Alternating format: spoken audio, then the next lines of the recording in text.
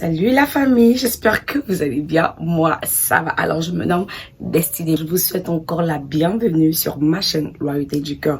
Alors, sur cette chaîne, je vous propose des exhortations, des conseils, des histoires vraies, des témoignages. Alors, sans plus tarder, je vous invite à liker la vidéo, le pouce bleu s'il vous plaît, à partager et à vous abonner en activant la cloche de notification. Comme ça, dès que je publie une vidéo, bim, vous avez la notification et ensuite vous voilà sur la chaîne.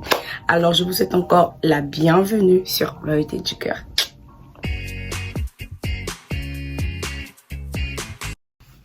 Alors, on se retrouve encore aujourd'hui pour notre exhortation et aujourd'hui, on va voir comment est-ce que Dieu appelle chacun de nous dans son œuvre.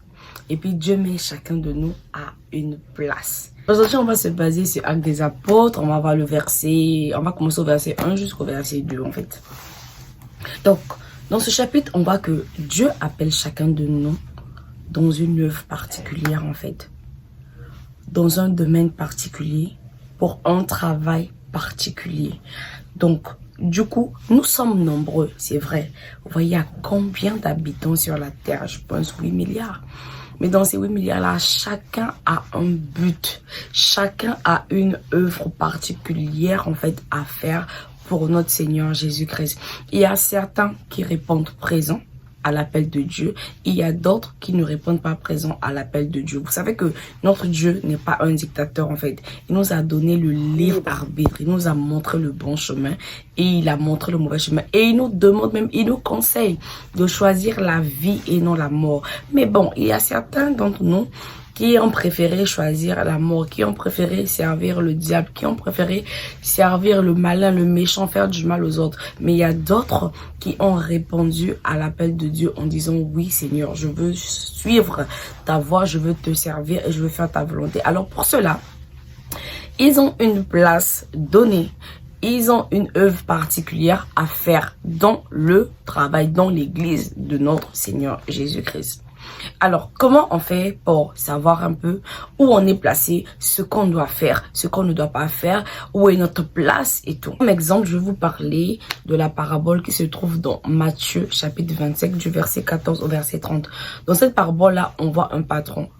Quand un patron-là a des serviteurs à sa disposition, il connaît ce que chacun est capable de faire. Mais on remarque que dans cette parabole-là, le patron n'a pas choisi un serviteur et lui a remis tous les talents. Non, il n'a pas fait. Il n'a pas du tout fait. Il a appelé les 3 serviteurs qu'il avait et il a donné à chacun selon la capacité qu'il avait. Et c'est ce que Dieu fait avec nous en fait. Parce que chacun de nous a une capacité en lui quelconque de pouvoir faire un travail donné. Voilà pourquoi Dieu nous appelle tous à un quelconque domaine. Il nous appelle à une œuvre particulière pour pouvoir remplir en fait cette tâche-là, pour pouvoir la faire normalement parce que nous avons la capacité de la faire.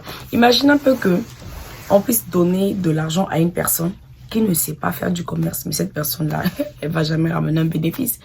Il y aura juste des pertes. Mais quand on a une personne qui sait en fait comment gérer un commerce, c'est à cette personne-là qu'on remet en fait tout le capital parce qu'on sait que cette personne est dans la capacité en fait de pouvoir multiplier, apporter des bénéfices, apporter un gain au commerce. C'est pareil avec Dieu. Donc chacun de nous doit faire le travail de Dieu. Voilà pourquoi même vous allez voir que dans les ministères, on n'a pas qu'un seul ministère. Hein. On a des apôtres, on a des prophètes, on a des docteurs de la parole, on a des évangélistes, on a tout. C'est vrai que, premièrement, nous sommes tous évangélistes parce que Dieu dans sa parole a dit « Allez partout dans le monde, faites de toutes les nations mes disciples. » Oui, nous sommes évangélistes, mais nous avons notre travail aussi particulier à faire. Donc maintenant, comment est-ce qu'on fait en fait? Comment est-ce que nous, on doit faire pour savoir que Dieu m'a appelé à cet endroit-là?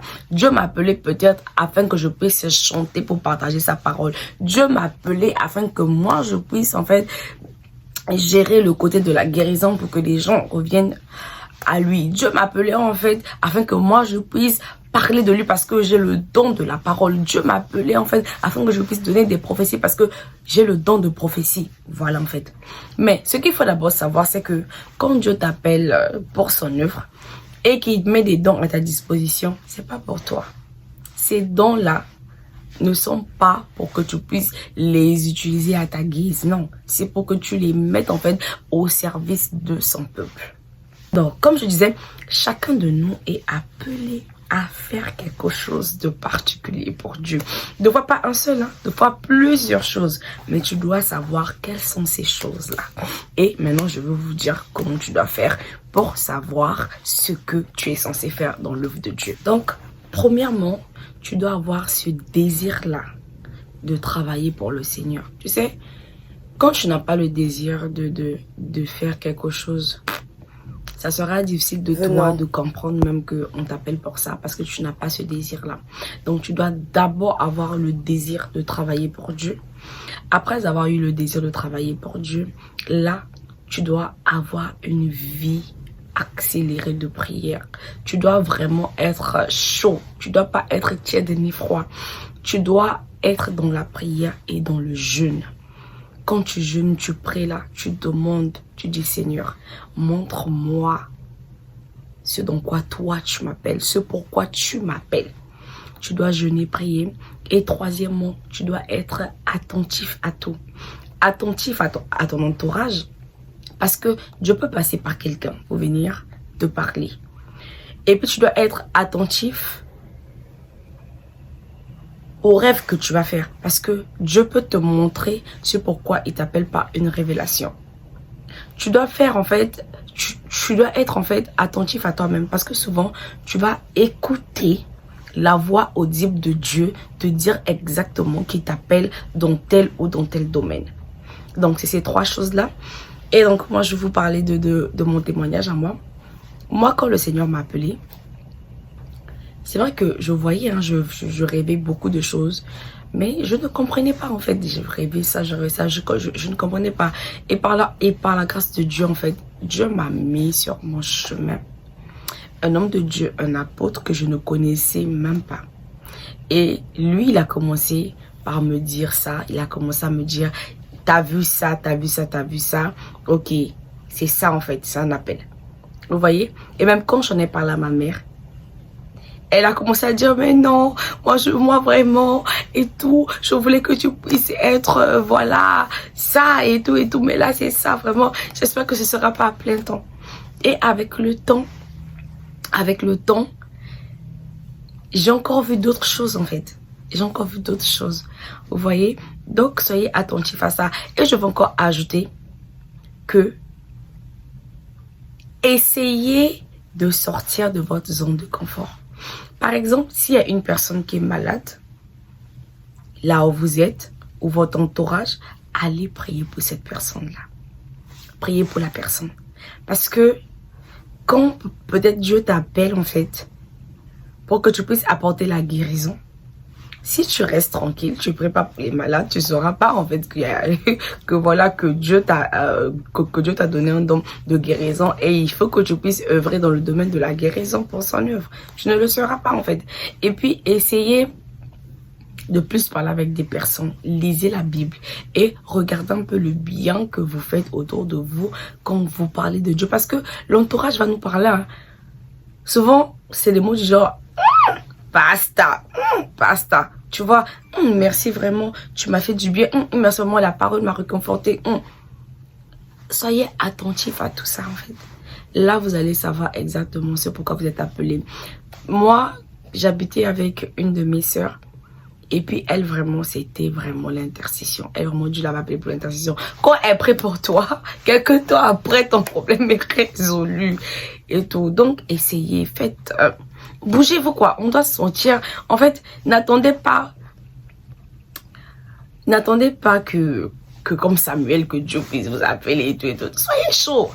Le royaume des cieux appartient aux violents, en tout cas. Soyez comme Jacob, comme quand il a vu l'homme du Seigneur là, il a attrapé, dit que je ne te lâche pas tant que tu ne me bénis pas. Donc soyez chaud quoi, dis que moi je veux te servir, dans quoi je veux te servir, parce que il faut que Dieu revienne et qu'il nous trouve à la place qui nous a mises. Hein. Il faut pas qu'il puisse nous trouver ailleurs. Il t'a peut-être appelé, je sais pas, pour l'évangélisation. Non, non, non. Il te trouve, mais non, je sais pas moi, en temps d'aller peut-être, je sais pas, dans les prophéties ou encore, je sais pas dans quoi, alors qu'il t'a pas appelé. Donc ça, en fait, vous voyez, c'est un exemple comme ça que j'ai pris.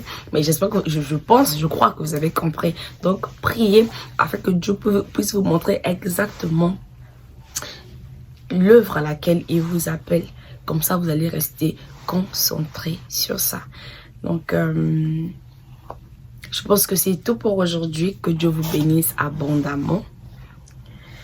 Que la paix, la quiétude, le bonheur soit en fait votre partage. Et moi, je vous dis à très bientôt pour une autre vidéo. Bisous.